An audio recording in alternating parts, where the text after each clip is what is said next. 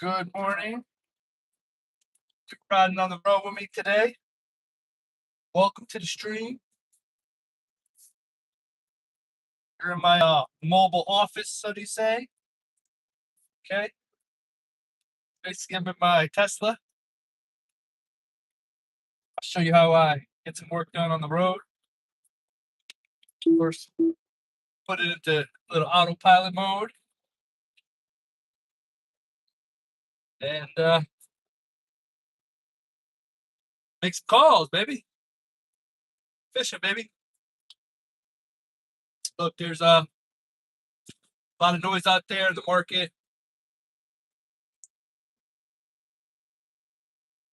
Goal is to continue to build, not fall into the hype or the uncertainty in the different markets that I work with, obviously, in Florida as well. So, big announcement in the South Florida market. A Mercedes-Benz places in Brickell. It was just announced that they're facing a $80 billion foreclosure lawsuit. What does that mean for pre-construction? Now, it's not like, Miami developers or developers haven't experienced foreclosures or these type of issues before. But could it be a sign of overdevelopment or over leveraging in the Miami condo market? Maybe. Again, similar to the a lot of projects coming in that region, specifically in Brickell, right? And so, the question remains is these people that have, put down deposits and on their pre-construction properties, they're at the Mercedes-Benz places development in Brickell, what happens to them, right? The condo market in South Florida and Florida in general has seen a big hit recently anyway, just because of new regulation on special assessments and just new laws against how condos are managed and the deferred maintenance that they can and cannot do. What it means for this project, look, I think it may be maybe an underlier. I don't know if it's a signal of a condo crash. I think what it is, it's a cautionary trail. This cautionary tale, and this applies to both markets, to Dubai and the Miami market that I work in. It's that branded doesn't always mean that they have execution. Like, look, this was partnered by with Mercedes Benz, so the brand was there, which is going to attract people. But I think, but the truth is the developer, the developer, the track record of that developer, the balance sheet of that developer. That means more than any brand. Okay, so I think that is something that is a lesson that you can learn from this type of project. Look, I think as things happen. If you don't get enough, a lot of developers are leveraged, right? They are in these projects and they take a lot of debt and leverage to get these projects off the ground, but they don't get the sales velocity to cover those leverage positions that they have, whether it's with a construction loan or with their contractors, those costs get up. The longer that happens, the more kind of underwater they get, right?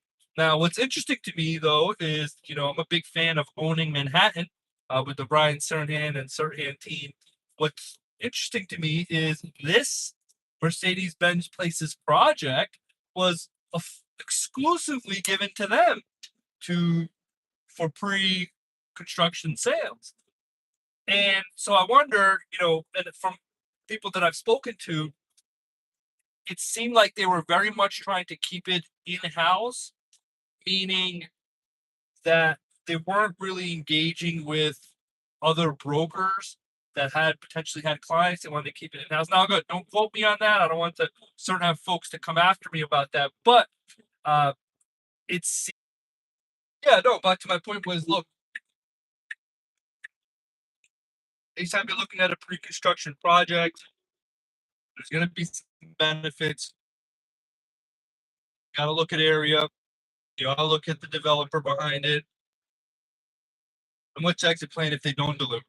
That's a big thing that a lot of people overlook. A lot of agents that work with buyers and investors overlook. Like, look,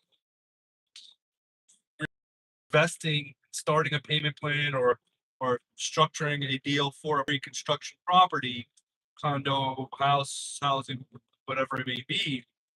What's the protections for that buyer or investor if these units do not get delivered? Like, what happens, right? And so, in many of these contracts, there is clear language on what happens. In many cases, it's very ambiguous. And so, it's very important that when you're investing in a pre-construction project,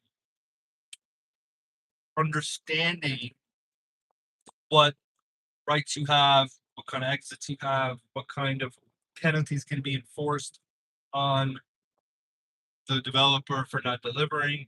In Dubai, for example, there are certain structures where if the unit isn't delivered by the said delivery date, the not only does the developer have to basically reimburse you, but there is a interest that is paid, I believe, that accrues almost like as a penalty, that is given back to the buyer and investor every delay that happens. So, uh, again, these are details that are often overlooked, especially in acquiring pre-construction property. And so these are things that you got to, work with a licensed agent, licensed professional to look for these things and go through these contracts. Because the developers will look, there's some developers that will provide those protections, and some of them will not. And so it just depends. There is no standard uh, verbiage that pre-construction acquisition. Right?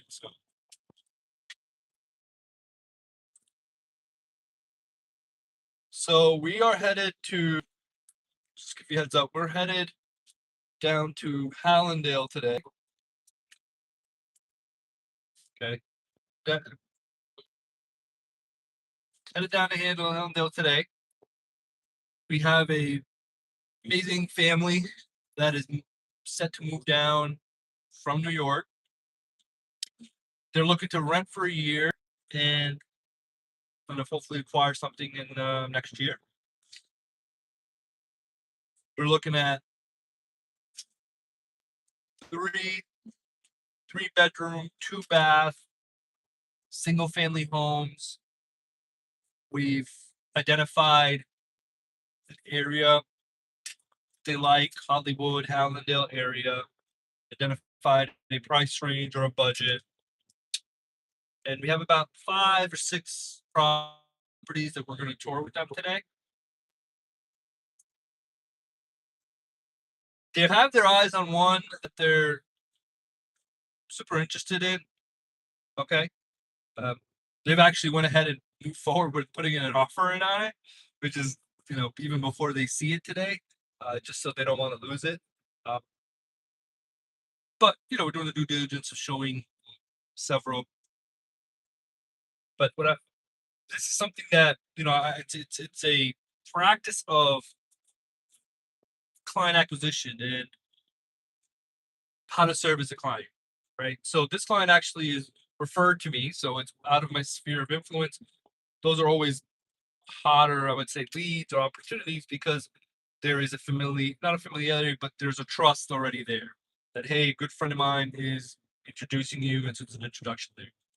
But what you do there when you get the handoff of this relationship, of this lead, of this opportunity, that's where it sets you apart. So, I'm someone that is likes to move fast. I'm someone that wants to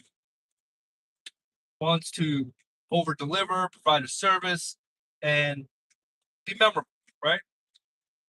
In a game or in a industry where there's many agents losing connection here a little bit, but no, in a industry a space where there is a lot of agents, there is a lot of competition, and honestly, there isn't enough customer service. This is a people business. Real estate is a people business, and so I try to keep that in mind.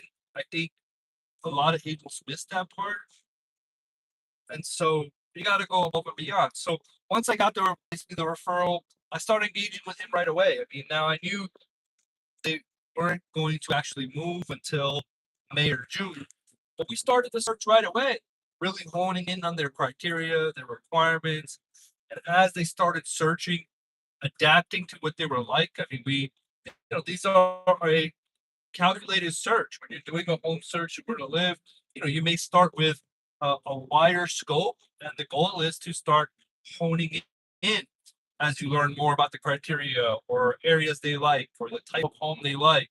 And that search, starts with, this wide, and then it gets honed in, eventually aligning on a property that they want. So kind of took them through that process. First, we started with about 4 or 5 cities, and we kind of narrowed in based off schools and areas and where his new job would be. It landed on this area, um, and also being transparent, right? So there's what's going on in the industry right now is you got these big conglomerates that are now basically partnering up or building ecosystems where they're offering private listings. And so they're trying to push out regular agents, buyers agents. Basically, you need to work with them. So what I mean by that is, I'll give you an example of like a Zillow. Zillow has, of course, Zillow.com. Many people search on Zillow. They've also acquired um, systems like Follow Up Boss, a lot of data, and they've taken steps where they want to create an ecosystem where they control everything. And so instead of these listings being put on MLS, the listing service that real estate agents use, they want it to all live in Zillow. And they also want you to only use their Zillow preferred agents. Now, these Zillow preferred agents are licensed agents that pay Zillow for access.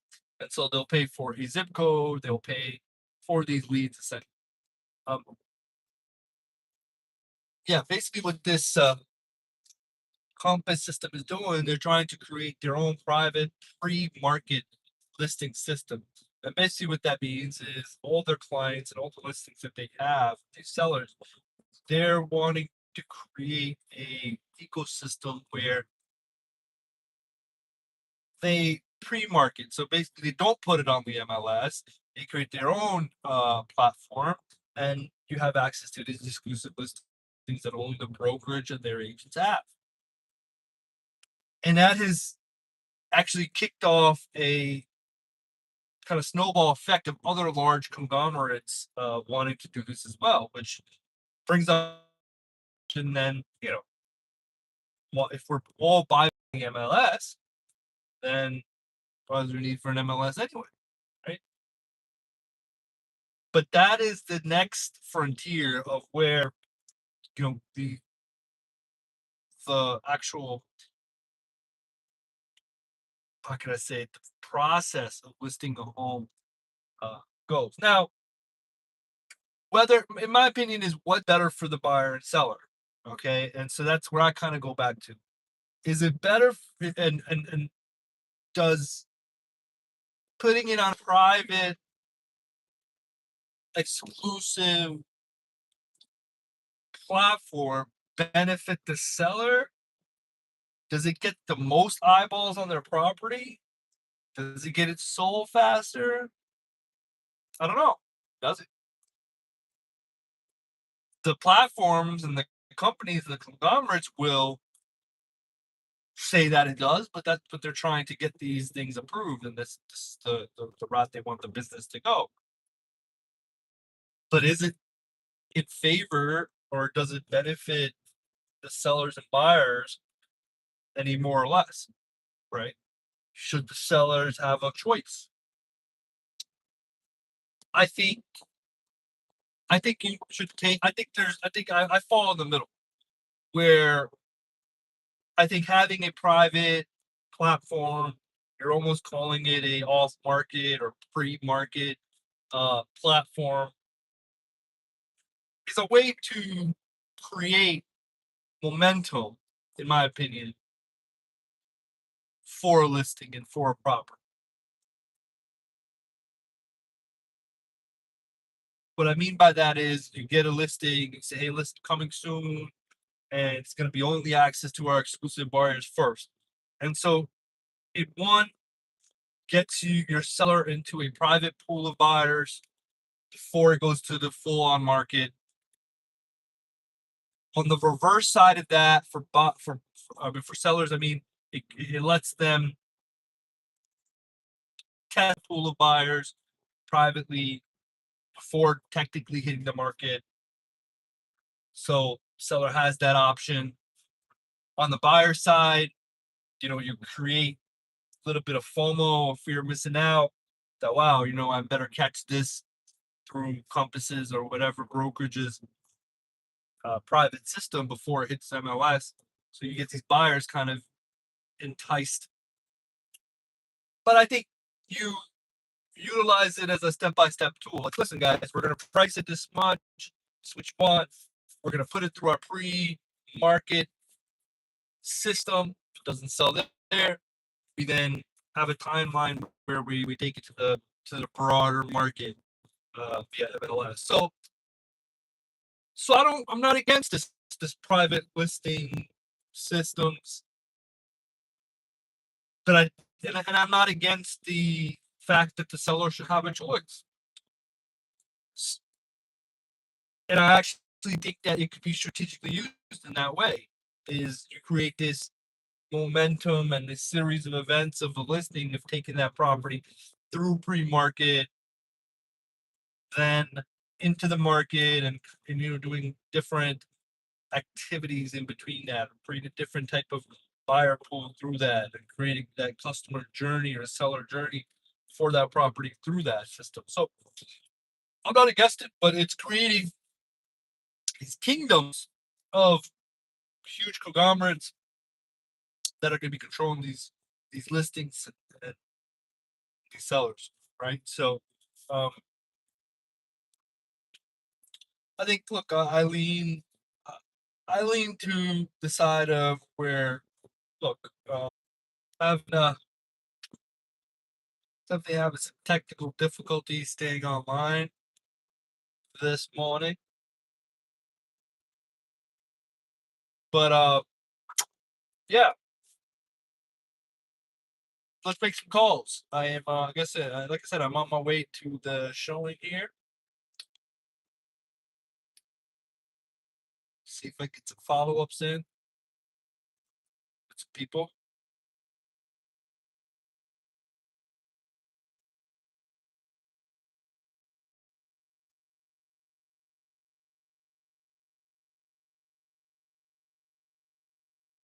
First, let's call Zachariah, the gentleman that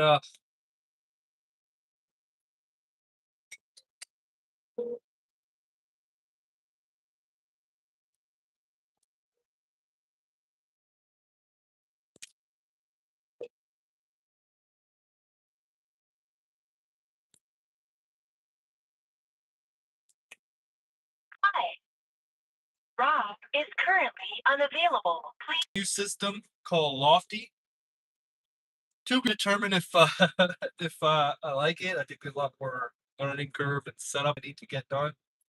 Uh, I'm obviously, if you don't know already, I'm with Premier Group, a real broker. Shout out to Premier Group.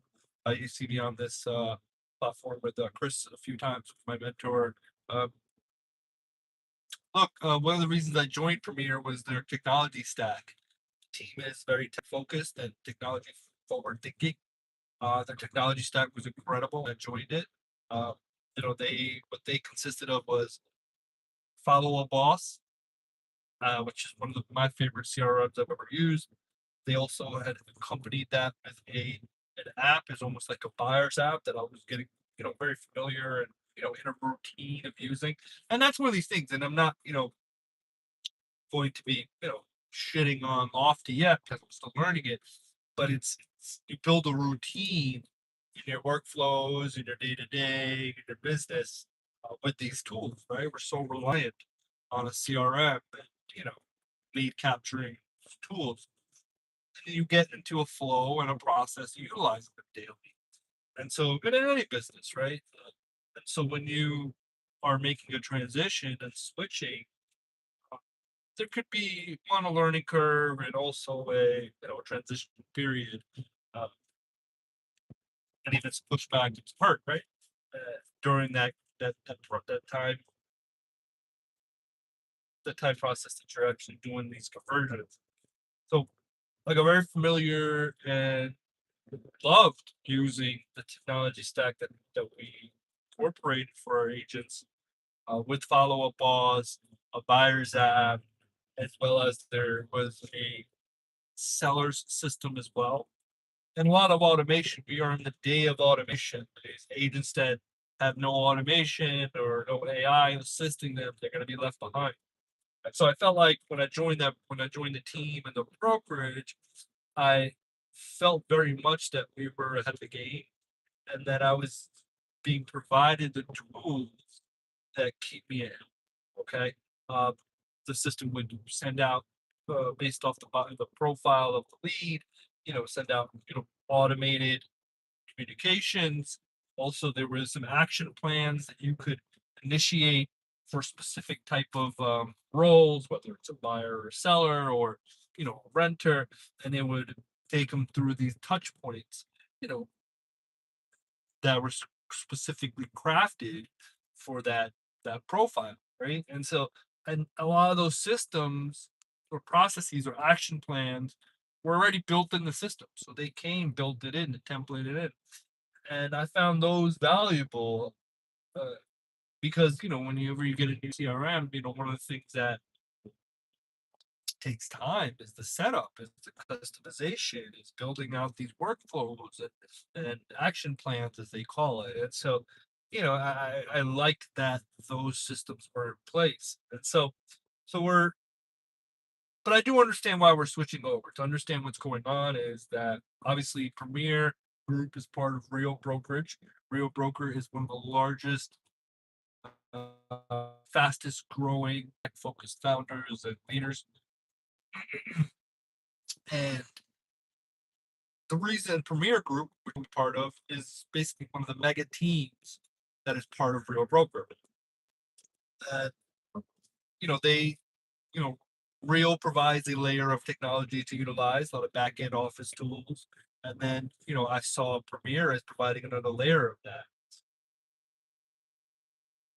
So I think why this transition is happening, well, I know why. Uh, One, Follow Up Boss was acquired by Zillow. And that's the main CRM that Premier Group and our team is using. And I feel like our leadership, or we felt that those leads and our contacts were vulnerable to Zillow, and having those databases, I don't want to say compromised in a way or could be compromised to Zillow was a red flag. Number two, I think they wanted to follow where Real is going. So the preferred CRM for Real Broker is Lofty. And what I think is exciting, and I believe it's going to replace kind of that buyer app that I mentioned, is Hey Leo. I have waiting for access to Hey Leo. This Hey Leo is a AI companion or AI assistant, consumer facing AI being released or beta tested right now by Real Broker. And essentially, it's a conversational AI that will be working with buyers. And so, from what I understand, it is you're going to be provided a phone number. That's a text message basically, and this is going to be the front facing to new buyers and new agents on the buyer side. And what it will do is it's smart enough and it's been trained. Now, this is a proprietary AI that is been developed in house, real broker, and their tech team, and what what it is, and it's being released as it's a front facing consumer focused consumer facing AI assistant. And very robust. To what I mean by that is it's a text message that be given to an agent, a number basically that be assigned to the agent. It's already synced into your MLS so it can pull live listings. And what it's going to do, it's going to have this conversation with your buyer, keep them nurtured, and it builds out a profile. It's going to create an AI CRM, and so it'll start a conversation similar to like a chat GPT, ask the engaging questions to this buyer, and then build out a profile of exactly what they like, down to look, do you like these type of cabinets and these type of windows, these type of roof, or this type of model style home. And from what it's going to do from there is it will then not only build out a profile, but on the back end, we can see that profile, but on a consistent basis, nurture that client. Okay, nurture that client via your AI assistant. And so, listen, one thing that is important is these touches. And that's why I like the other system is the consistent touching. If you're not top of mind and if you're not engaging with your pipeline of clients uh, or potential prospects, you're dead in the water. And so nowadays, if you don't have the tools, like I mentioned earlier, to be doing some of this for you, you're behind the game. Now, this is going to take it. I hope. Again, I think I'm on the waiting list for the beta. So shout out Pradesh, if you can, push me up the list, that'd be cool. We were waiting for my MLS to get synced up, and that's happened recently. But yeah, so the central idea of it is it would be a consumer facing conversational AI assistant that is going to be engaging with potential clients and prospects, nurturing them through the buying process, and then eventually handing it off to you, right? And pulling in resources from all over. Look,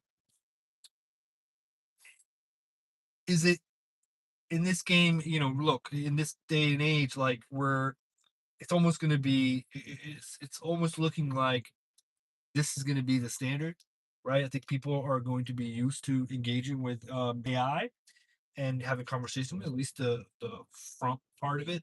But I think, look, you're still going to need to come in and create that relationship and close the deal.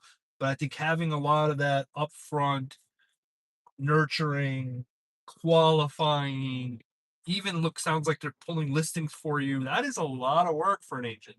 And so to have this Hey Leo system coming out from Real Broker, it's going to be game changing. I feel like it's going to be industry changing. I'm looking forward to engaging with it. I'll report back on what but it's another sign to be with a brokerage that is and consistently developing and you giving you resources to win, right? Look, I've always been very I think it's important. Look, I think if you want to stay ahead of the game, you're gonna need to do so. And I'm happy to be landed with the brokerage that understands that, who's leading that as well. Right? There's development going on over here. Square Hollywood. Looks like it's offices. I missed my turn. Wanted some iced coffee beforehand, so let me see if there's any iced coffee spots or some water. That's really what I'm looking for. But I gotta make a U-turn. Oh, I could turn here, but I don't want to. I'm in Hallandale Beach, Florida. Great little beach town. Kind of in the middle of Fort Lauderdale and Palm Beach, Miami, actually, more south than that. It's not a bad area. Kind of a stagnant, steady area, to be honest. Not much development going on in Hallandale. Um, not a ton of growth. If you're looking for a growth area around here, I would probably suggest the Hollywood area, which we are actually showing some showing some properties to them today in Hollywood as well. But again, this is a different type of client. This is not a investor client. They're an end family end user client that is relocating right from New York, um, and they're renting right now. They're gonna rent for a year and potentially buy a year or so. And I think that's one of those aspects of working with renters is that hey, eventually they would turn into buyers, right? I mean that's your goal. And so, you know, nurturing them in that way, providing them a service in that way, assures you that you're there for them when they do make that decision or do are ready to start looking, right?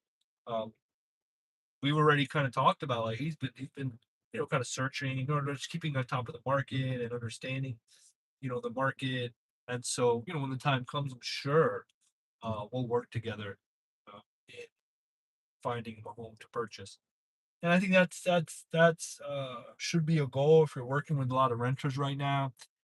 Truly, there's more, in my opinion, there's more renters in the market right now than there is buyers, to be honest.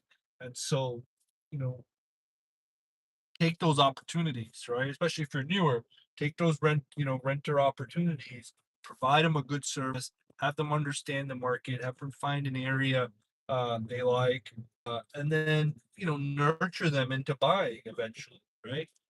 Everyone should eventually own something, if it's in their car. Your renters are always going to be just throwing money away. If you can buy, do it. And so having them understand that and building that relationship, right? Like, look, you were there for them when when they were looking for a rental and you were able to provide that service to them and assure that you'll be there for them when they want to buy too. Keep them up to date on things that are happening in the market, have them send them market updates, send them things on mortgage rates, help them with their credit if they have issues, right? Help them with mortgage products. Make sure you log. Look, like their lease is almost up in a year. Maybe there's some planning that you can do beforehand with them. Like, look, this game, you're a trusted advisor. Step into that role, and the more resources and things that you can provide. All right, let's try out Chow Bakery. I want to get an iced coffee and some water. I'll see what they got. I haven't really been here. It's probably like some of these Cuban. I just don't want to get out. So they have a drive through. I don't want to do like a Dunkin', so I'll have to look at these. I don't know if the drive through works. Oh, okay. Can I help you? Can I have a small iced coffee? Iced cafe con leche? Sugar? Yeah, a little. A little bit of sugar? Yeah, milk and sugar, regular, whatever. Alright. And then can I have like a large ice water? Is that ice water? Yeah, like large ice water. Water. Oh, you don't have like ice water? Yeah, I got ice water, but from the fridge, I got a bottle of water. I really just want like a big cup of ice water, really. If you could do that. Thank you. I'll see you in a second. Okay. It's one ice water, man. It's one ice water. Coffee and ice water. I already had coffee today too, so chow. Chow. Chow. Cow, chow, cow, chow.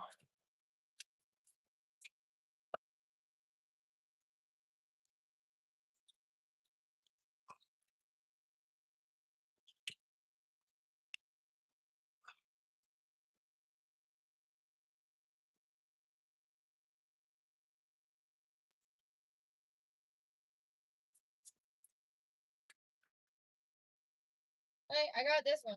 Oh yeah? You wanna order that one? How much is it? I just wanted ice water, but 169. okay, that's not too bad. Want to take that one? Yeah, why not? I kind of wanted a free ice water, but coffee, right? Yeah. 608. Couldn't get the free water. You want to take a break? Thank you. How you say it? Chow? Chow? Chow house water. Why not? We got anybody in the chat? Don't. Esports girl, what's up? Super thirsty, so alkaline water, we'll take it.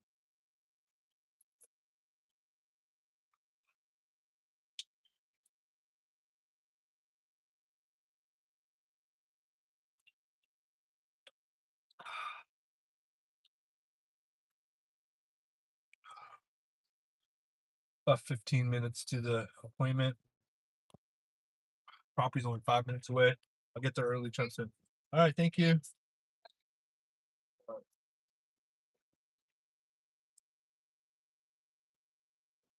Little baby Chow.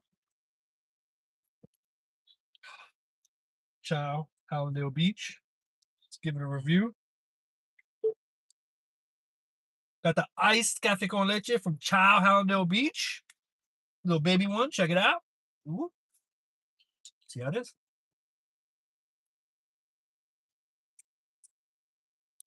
Oh, nice. A little lighter. Feel the sugar's kind of underneath, but has a kick to it. It's not bad. Not as flavorful and rich as I like, but not terrible. I'll give it a 7.5. 7.5. Chow, Hallandale Beach. That's a review.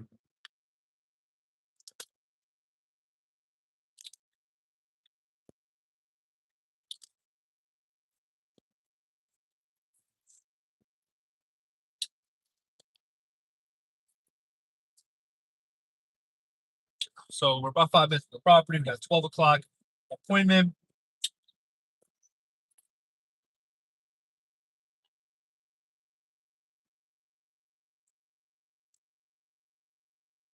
It's a beautiful day in South Florida. Nothing like it. Oh, it's a little bit. Like, I don't like all the sugar that's in the bottom of it.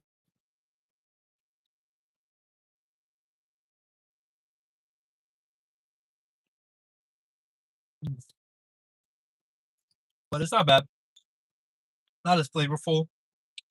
Not as sweet. Kind of bitter, actually. So it is what it is. Not terrible, not great. 7.5. It's not a delicious bakery. A delicious bakery is incredible. Absolutely incredible.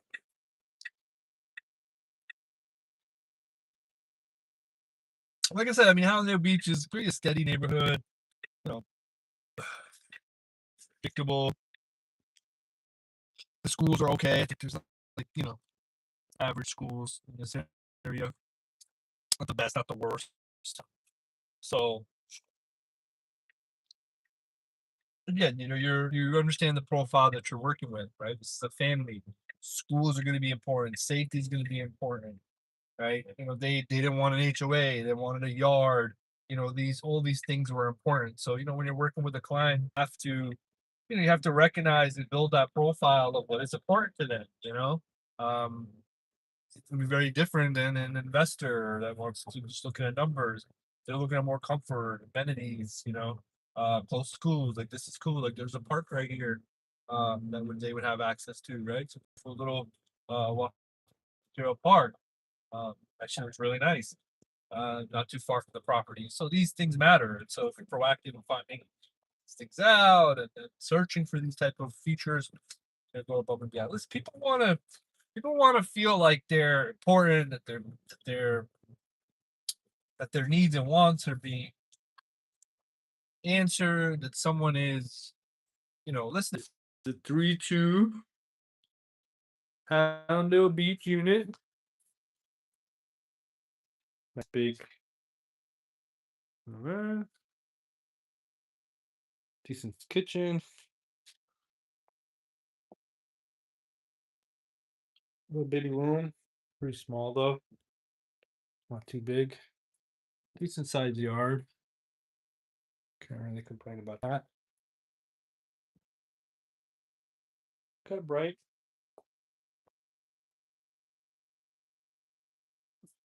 A lot of sun in here, which is good. All the way down here.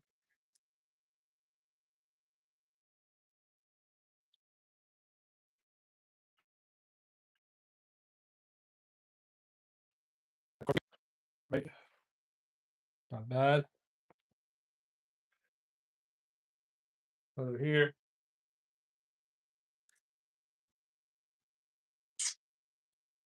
It's probably the master, looks like. Access to the backyard. Big closet, pretty big closet. Bathroom.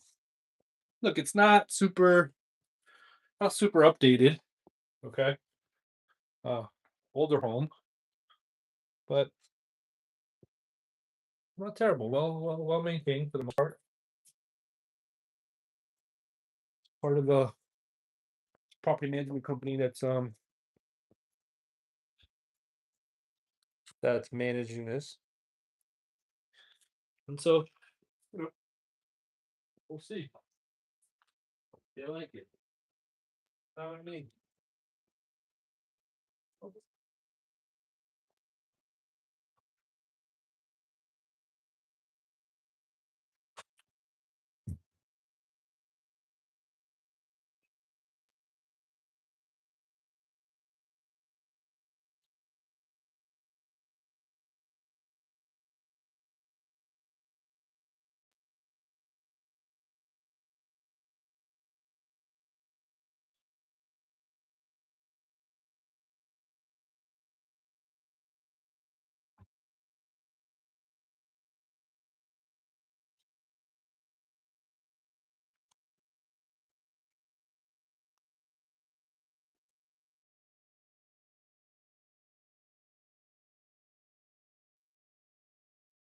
Right.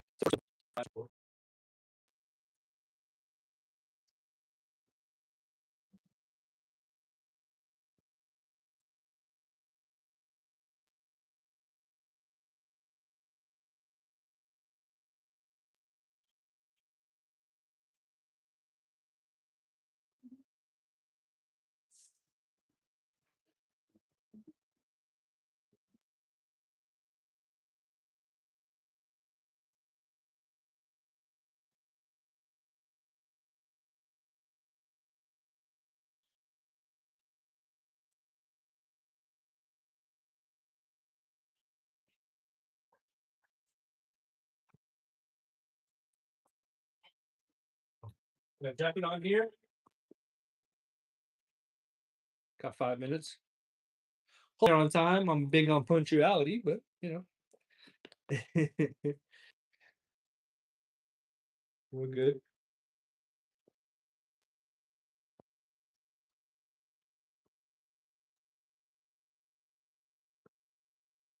I want to get some details just to refresh my memory on the property.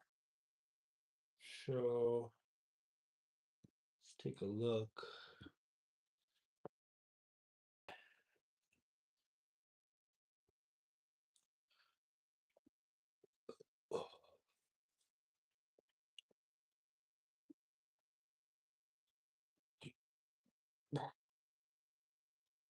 Kind of running slow.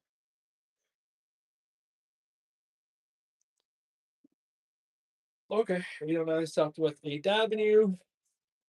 That's the property. This is a 3-2. It's listed for 2,800, 2,890, which is a weird number for rent. Oh.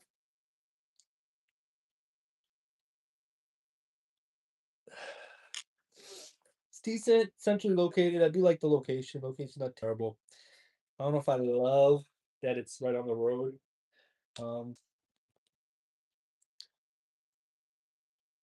opportunity, kind of like their standard application process that may be a little bit different than others. So something to consider. Sometimes it's good to work with good. Sometimes it's good to work with a property management company that owns these large homes and a large amount of homes, and they rent them out, and some of them have a good process. But there's also some pitfalls as well.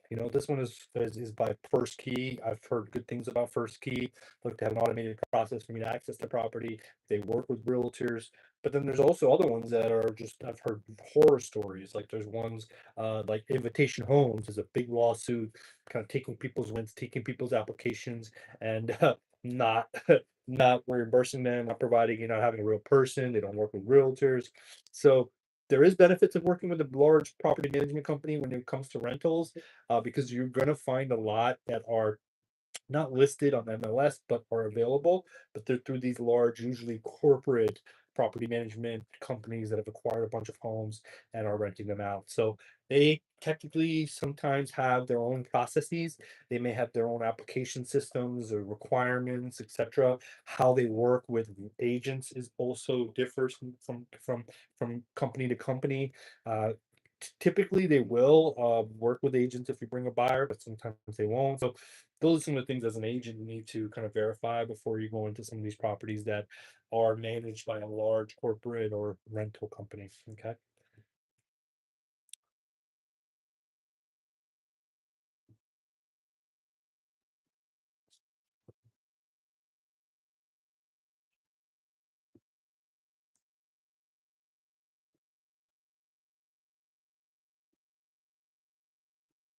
So I actually have another call at 12. So if they are a little late, it's not that bad because I have a call.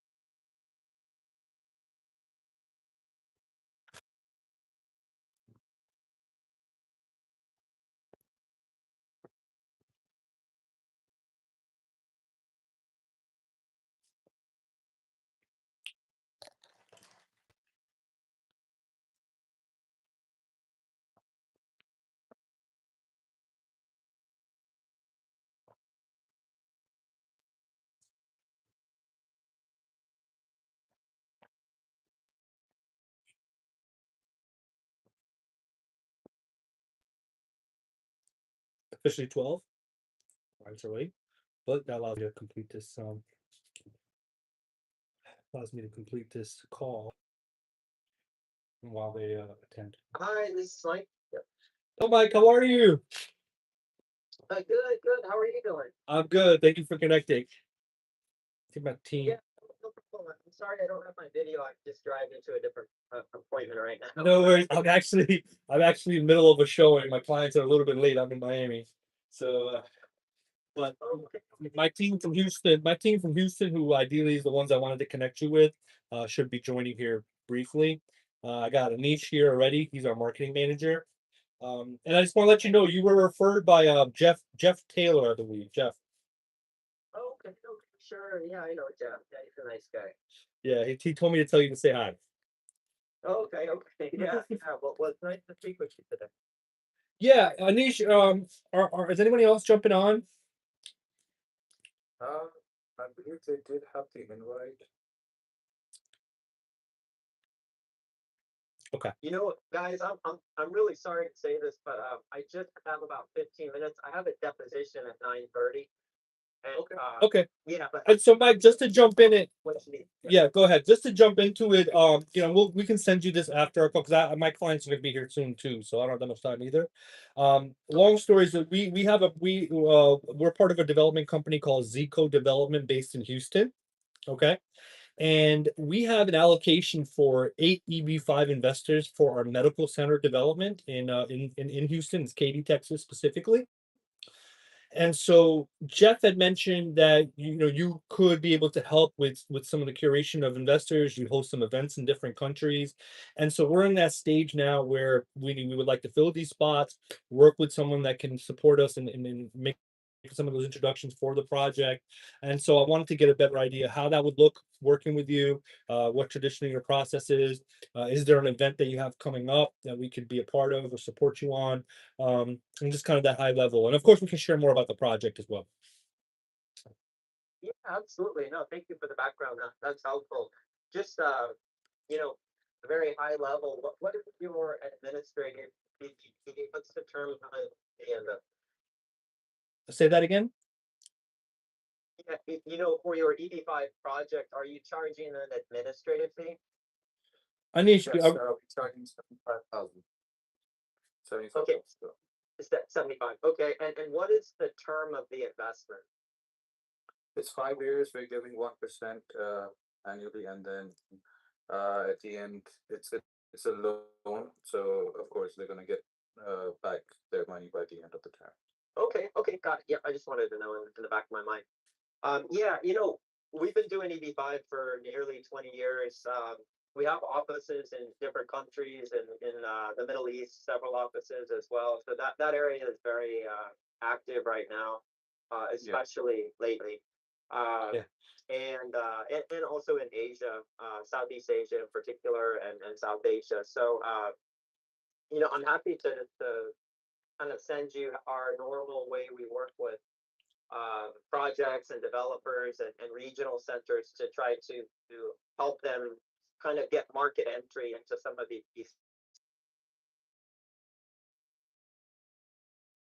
shift in 3 countries at once, or the Middle East. Now is a bit different. I do travel there back and forth. I'm also a resident too. So. Yeah, and I think Mike, we want to cover our bases, so we're open to suggestions. We love the idea. But like you mentioned, we have to run these kind of social media campaigns and Google campaigns and different platforms to capture their interest, and then try to meet them, right? That's the approach. Yeah, exactly. And for example, if you go to Singapore, I would say just plan to be there for like 3 or 4 days without. Okay. Okay, fine. This is through first key, so this is through a problem. Okay. They may have a process of separate application. Either in front. One thing I was looking at, I see They're not as bad, they're not as bad as invitations. invitation. Some two other people also told me that, and like I told you, I watch a lot of YouTube videos. So once you said that, like it brought me back to a video I was watching about scams. It's like I already know clients that lost his application deposit. Yeah, like, you're only talking to AI. It's like dude, that's psycho lady. That's psycho lady that tried to like get us to work. Dude, she was like. She was like, go to your other realtor, have him show you what she was supposed to show me another one. She's like, have him show it to you, but then come look at my house. Then yesterday? Yesterday was Sunday. Saturday, the day of the man. She texted me, let me know when you're in the neighborhood. Immigration and that. Fucking crazy. Come on, wait for you? After you were just a psycho realtor? That's Why when you gave me why would you give me a problem? I told her that from book points and stuff. Look at it. She just flipped. Okay, sounds good. Oh, I'm sorry. When it comes over. But this No, Mike, I don't. My clients are here just now as well. I just wanted to make this a discovery introduction call. I think it's perfect timing, Mike. You're well referred. I think you have, pieces that we're looking for. And we look forward to kind of seeing, sending over, if you can send over what your kind of process is, we'll review it. We currently are reviewing a bunch of marketing agencies and, things like this specifically, because it's part of a bigger capital raise as well. We have other projects that we're raising for also. Not EB5, this is the only EB5 project, but you're coming at a timing where we're assessing all these partners. So great. Yeah, I'll send you later today what we have and how we normally work. And then if you have any questions, you feel free to reach out anytime. okay.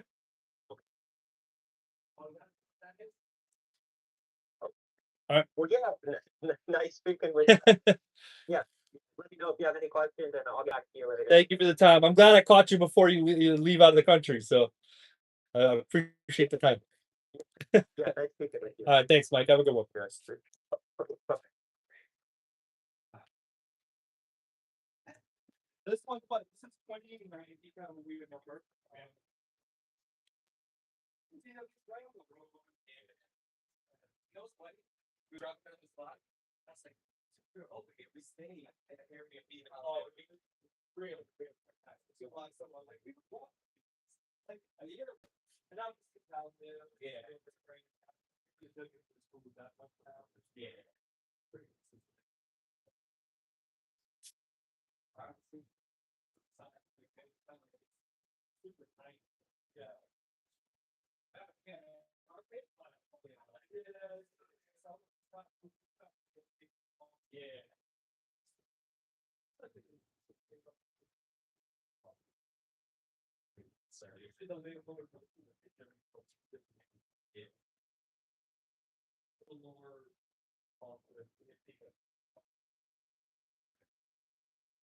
But again, that I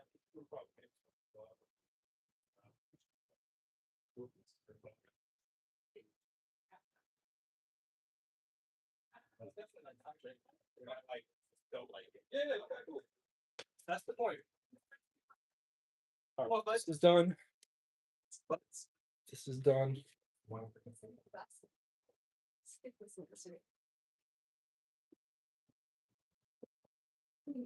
that everything though? What you guys think on the next one?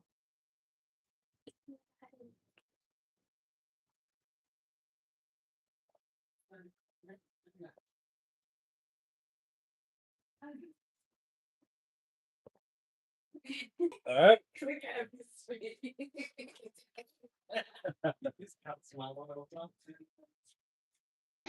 We are back. Let me just connect this actually.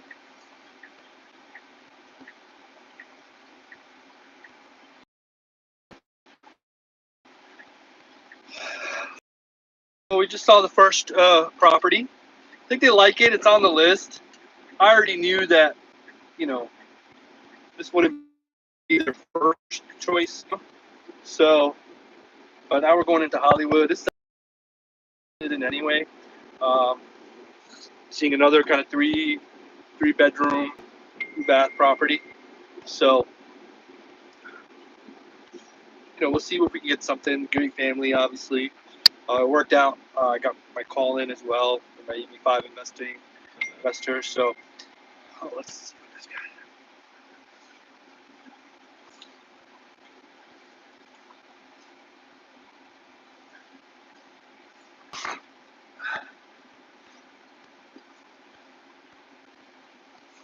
That's it. Like I said, you know, hone in with your clients, figure out exactly what they're looking for, what their goals are. You know, try to find them something that fits. It's important to get an idea and kind of fit them into what makes sense, right? Budget wise, preference wise, timeline wise, right? You know, it's important that, like, look, timeline too, right? Like, when is the property going to be available? You know, there's some that are going to be on the market that are not available yet, or they're not available for a few months, or, you know, so there's factors that you have to account for. And also, listing agents, make it easy to show.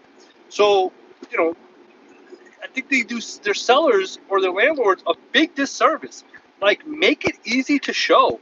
What I mean by that is there is an automated tool called Showing Time, where a buyer's agent can look at listings on the market, select electronically, find a time to show the property and request access to the property. And it just blows my mind how many agents do not utilize that system. Like, make it easy to show. Like, we don't have time to reach out, text you, call you, you know, to schedule a showing. Make it easy. Make it easy for the buyer's agents who have the clients to show the property, okay? Because otherwise, if you don't make it easy, we're moving on to the next one, okay? And everybody has access. If you're a licensed agent, it's a free system. Everybody has access to Showing Time. use it, okay? Because if you make it, 5, 6, 7 steps to reach out to you, schedule, this and that, if you make it that hard, not only, one, the buyers are going to move on to properties that they can actually see, and number two, you're doing a disservice to your sellers, okay, or your landlord, because, you're making it hard for the buyer's agents to show the property to prospects, right? So, like listing agents, put your property on showing time, okay, and respond. That has been my